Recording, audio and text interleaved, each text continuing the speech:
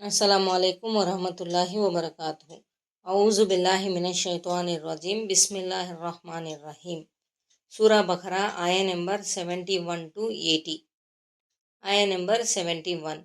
దానికి అతను ఆ ఆవు పనిచేసేది, దుక్కి దున్నేది, సేద్యపు పనిలో ఉపయోగపడేది అయి ఉండకూడదు.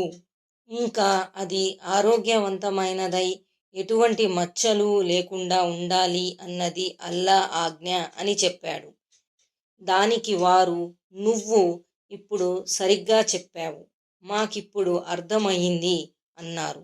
అసలు వారు ఆదేశ పాలనకు ఏమాత్రం సుముఖంగా లేరు. ఎట్టకేలకు మాట విని ఆవును జిబాహ్ చేశారు. ఆవును బలి ఇవ్వమని మాత్రమే వారికి చెప్పడం జరిగింది. ఏ ఆవునైనా సరే వారు జిబా చేసేసి ఉంటే దైవాదేశ పాలన జరిగిపోయేది. కానీ ఇస్రాయిల్ వంశస్థుల పెంకితనాన్నే చూడండి. వాళ్ళు చెయ్యమన్నది చేసే బదులు నానా రకాలుగా ప్రశ్నించి లేనిపోని ఇబ్బందులకు అవకాశం కల్పించారు. అల్లా కూడా వారి కోసం వ్యవహారాన్ని మరింత జటిలం చేసేశాడు. అందుకే ధర్మావలంబన విషయంలో సూక్ష్మాతి సూక్ష్మమైన అంశాల్లోకి తలదూర్చి చిక్కుల్ని కొని తెచ్చుకోరాదని సరళ మార్గాన్ని అనుసరించడమే శ్రేయస్కరమని చెప్పబడింది. ఆయ నెంబర్ 72. జ్ఞాపకం చేసుకోండి, మీరు ఓ వ్యక్తిని హత్య చేసి ఆ విషయంలో పరస్పరం విభేదించుకోసాగారు. కానీ మీ గుట్టును అల్లా రట్టు చేయాలనే నిర్ణయించుకున్నాడు. ఈ హత్యోదంతం మూలంగానే ఆవును బలి ఇవ్వమని ఇస్రాయిల్ సంతతిని ఆజ్ఞాపించడమైంది. ఈ విధంగా అల్లా హత్యా రహస్యాన్ని బట్టబయలు చేశాడు. నిజానికి ఈ హత్య రాత్రి చీకటిలో గుట్టు చప్పుడు కాకుండా చేశారు. భావం ఏమిటంటే, సత్కార్యమైన దుష్కార్యమైన మీరు దాన్ని ఎంత గప్చుప్గా పకడ్బందీగా చేసినా అది అల్లాకు తెలియకుండా ఉండదు. దాన్ని ప్రజల ముందుకు తెచ్చే శక్తి అల్లాకు ఉంది. అందుకే ఏకాంతంలో ఉన్న నలుగురిలో ఉన్న నిత్యం మంచి పనులు మాత్రమే చేస్తూ ఉండండి. ఎప్పుడైనా అవి బహిర్గతం అయ్యి ప్రజల సమక్షంలోకి వచ్చేసిన నలుగురిలో నవ్వుల పాలు కావలసిన పరిస్థితి ఏర్పడదు. పైగా అలాంటి పరిస్థితే గనుక ఒకవేళ ఎదురైతే మీ గౌరవ ప్రతిష్టలు మరింతగా ఇనుమడిస్తాయి. చెడు పనిని ఎంత గుట్టుగా చేసినా సరే ఏదో ఒక సందర్భంలో అది రట్టయ్యే ప్రమాదం ఉంది. దాని మూలంగా చివరికి మిగిలేది పరాభావమే సుమా. ఆయ నెంబర్ 73. కనుక ఈ ఆవు మాంసం ముక్క ఒకదాన్ని హతుని దేహానికేసి కొట్టండి, అతడు లేచి నిలబడతాడు అని మేము అన్నాము. ఈ విధంగా అల్లా మృతులను బ్రతికించి తన నిదర్శనాలను చూపుతున్నాడు. మీరు ఇకనైనా బుద్ధిగా మసలుకోవాలని. చచ్చిపోయిన వ్యక్తిని తిరిగి బ్రతికించడం ద్వారా అల్లా ప్రళయ దినాన మనుషులందరినీ తిరిగి లేపుతానన్న తన మాటను సూచనాప్రాయంగా తెలియజేస్తున్నాడు. ప్రళయ దినాన దేవుడు చనిపోయిన వారిని మళ్ళీ బ్రతికిస్తాడన్న విషయంపై తిరస్కారులు సదా ఆశ్చర్యాన్ని వెల్లిబుచ్చారు. అందుకే అల్లా ఖురాన్లో పలుచోట్ల పలు విధాల ఈ విషయాన్ని వారి ముందుకు తీసుకువచ్చాడు. ఈ ఒక్క సూరా బఖరాలోనే అల్లా దీనికి సంబంధించిన 5 ఉపమానాలు ఇచ్చాడు. 1. ఈ సూరాలోని 56వ ఆయతు. 2. మీరు చదువుతున్న ఈ ఆయతు. 3. 243వ ఆయతు. 4. 259వ ఆయతు. 5. తర్వాత వచ్చే ఆయతులు అంటే 266 ఆయతులో ఇబ్రాహీం అలైహిస్సలాం గారి 4 పక్షుల సంఘటన. ఆయ నెంబర్ 74. కానీ ఆ తరువాత మీ హృదయాలు కఠినమైపోయాయి. రాళ్ల మాదిరిగా కాదు, వాటికంటే కూడా కఠినమైపోయాయి. కొన్ని రాళ్ల నుంచైతే సెలయేళ్లు ప్రవహిస్తాయి. మరి కొన్ని రాళ్ళు పగలగా వాటి నుంచి నీరు చిమ్ముతుంది. మరికొన్ని అల్లా భయంతో కంపించి క్రింద పడిపోతాయి. మీ కార్యకలాపాల పట్ల అల్లా పరధ్యానంలో ఉన్నాడని అనుకోకండి. అంటే ఈ అద్భుతాలను చూచిన తరువాత కళ్ళ ముందరే చచ్చిపోయిన వ్యక్తి తిరిగి బ్రతికిన తాజా సంఘటనను తిలకించిన మీదట కూడా మీ హృదయాలలో నిజదేవుని వైపు మరలాలన్న ఆలోచన కానీ పశ్చాత్తాప భావం కానీ, క్షమాపణలు కోరుకునే గుణం కానీ పెంపొందలేదు. పైపెచ్చు మీ గుండెలు రాతి గుండెలైపోయాయి. అంతకంటే కూడా కఠినమైపోయాయి. హృదయాలు కఠినంగా మారితే అది మానవ సమాజాల వినాశనానికి ఆనవాలని గ్రహించాలి. హృదయాలు కఠినంగా మారాయంటే వాటిలో సత్యాన్ని అంగీకరించే, మంచిని స్వాగతించే గుణం నశించిందని భావం.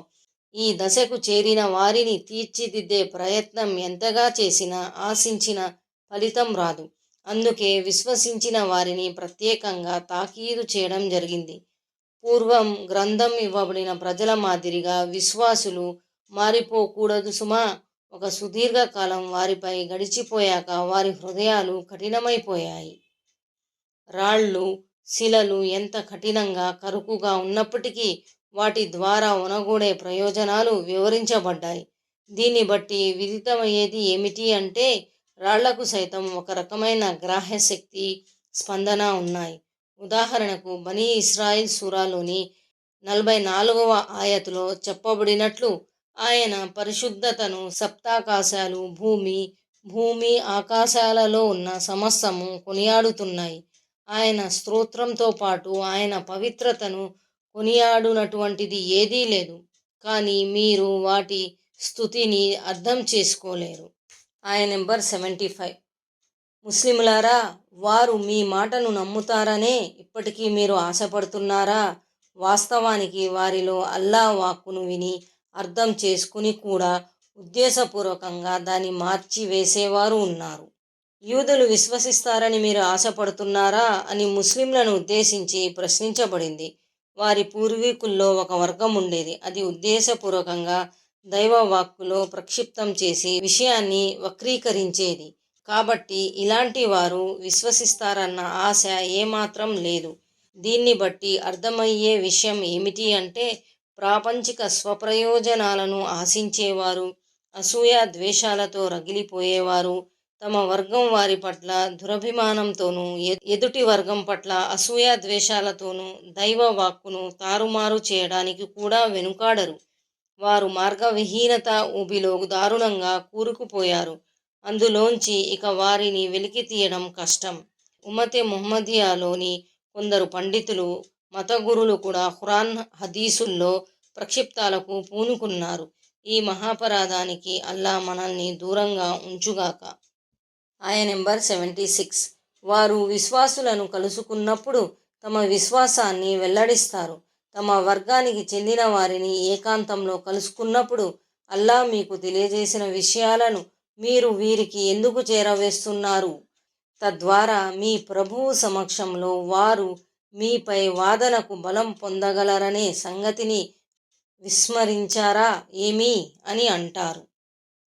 ఇది యూదుల్లోని కొంతమంది ఆడే కపట నాటకం అన్నమాట. వారు ముస్లింలతో కలిసి సంభాషిస్తున్నప్పుడు తమను తాము విశ్వాసులుగా పరిచయం చేసుకుంటారు. కానీ వాళ్ళ మనుష్యులను అంటే యూదులను కలుసుకున్నప్పుడు తాము తీసుకోవలసిన జాగ్రత్తలను గురించి పరస్పరం తాకీదు చేసుకుంటారు. అవసరానికి మించిన విషయాలు ముస్లింలకు చెప్పకూడదని, ఒకవేళ చెప్పేస్తే అరేబియా ప్రవక్త సల్లల్లాహు అలైహి వసల్లం దౌత్యాన్ని సమర్థించినట్లవుతుందని, దైవ సమక్షంలో ఇది తమకు ప్రమాదకరంగా పరిణమించే అవకాశం ఉందని చెప్పుకొని పెదవి విరిచేవారు. ఆయన నెంబర్ 77. వారు దాచేది, బహిర్గతం చేసేది అంతా అల్లాకు తెలుసన్న సంగతి వారికి తెలియదా? మీరు చెప్పినా చెప్పకపోయినా అల్లాకు ప్రతిదీ తెలుసు. మీరు ఏదైనా విషయం దాచినా సరే ఆయన ముస్లింలకు దాని గురించి తెలియపరుస్తాడని అల్లా ఇందులో స్పష్టపరిచాడు. ఆయన నెంబర్ 78. వారిలో చదువు రాని వారు కొందరు ఉన్నారు. వారికి గ్రంథ జ్ఞానం లేదు.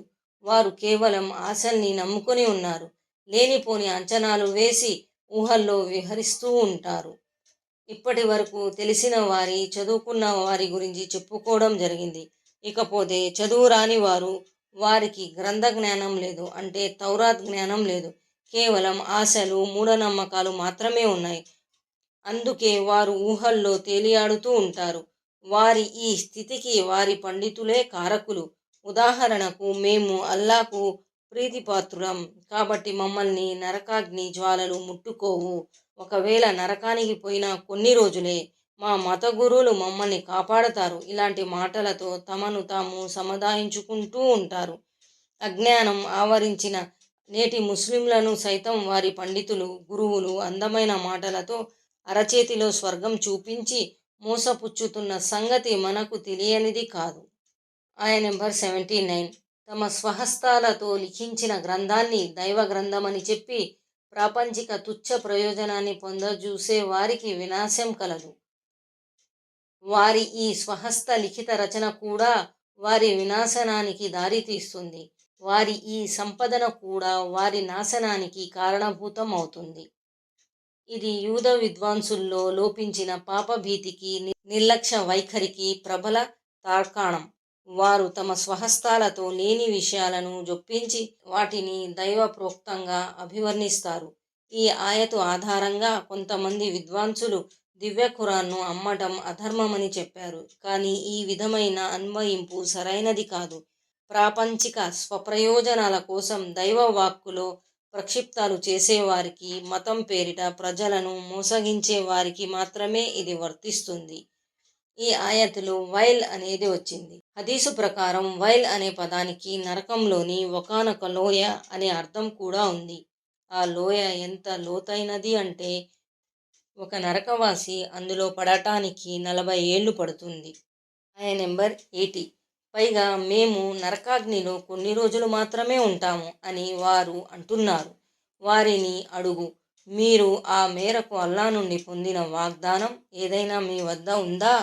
ఒకవేళ ఉంటే అల్లా ముమ్మాటికి తన వాగ్దానానికి విరుద్ధంగా వ్యవహరించడు. అసలు అలా జరగనే లేదు.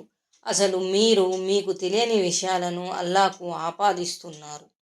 ప్రపంచ ఆయుష్ మొత్తం 7,000 సంవత్సరాలని, ప్రతి 1000 సంవత్సరాలకు ఒక రోజు చొప్పున కేవలం 7 రోజులు మాత్రమే తాము నరకాగ్నిని చవిచూస్తామని యూదులు అనేవారు. తాము 40 రోజుల పాటు ఆవు దూడను పూజించడం వల్ల 40 రోజుల కొరకు మాత్రమే నరకంలో పడవేయబడతామని మరికొందరు అభిప్రాయపడేవారు. ఏమిటి? ఈ మేరకు మీరు అల్లా నుండి ఏదన్నా హామీ పత్రం పొందారా అని అల్లా ప్రశ్నిస్తున్నాడు. అల్లా అటువంటి హామీ ఏదీ వారికి ఇవ్వనప్పుడు వారెందుకు ఇలాంటి ప్రగల్భాలు పలుకుతున్నారు? మేము ఒకవేళ నరకానికి పోయినా స్వల్ప వ్యవధి కోసం మాత్రమే పోతాము అన్న మీ వాదనకు ఆధారం ఏదీ లేదు. ఇది మీ కల్పన మాత్రమే. పైపెచ్చు మీరు ఈ విషయమై అల్లాకు అబద్ధాలు అంటగడుతున్నారు. మీకు సైతం దీనికి సంబంధించిన జ్ఞానం ఏదీ లేదాయే.